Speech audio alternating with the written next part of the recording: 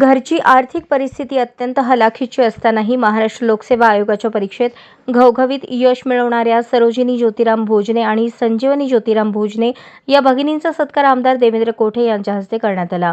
अत्यंत बिकट आर्थिक परिस्थितीशी सामना करून भोजने भगिनींनी मिळवलेल्या यशाबद्दल आमदार देवेंद्र कोठे यांनी त्यांचे कौतुक केले। यावेळी आमदार देवेंद्र कोठे म्हणाले, संजीवनी आणि सरोजिनी भोजने या दोघीही संभाजीराव शिंदे प्रशालेच्या माजी विद्यार्थिनी आहेत, याचा आम्हाला अभिमान आहे। त्यांचे वडील ज्योतिराम भोजने हे गॅरेज चालक आहेत, त्यामुळे स्वाभाविकच त्यांची आर्थिक परिस्थिती हलाखीची आहे, परंतु त्याही परिस्थितीत ज्योतिराम भोजने यांनी आपल्या मुलींना शिक्षणासाठी प्रोत्साहन दिले। संजीवनी आणि सरोजिनी भोजने यांनी वडिलांच्या कष्टांची जाणीव ठेवून प्रामाणिकपणे अभ्यास करून हे घवघवीत यश संपादन केले आहे, त्यामुळे या दोघींचे भविष्य उज्ज्वल आहे।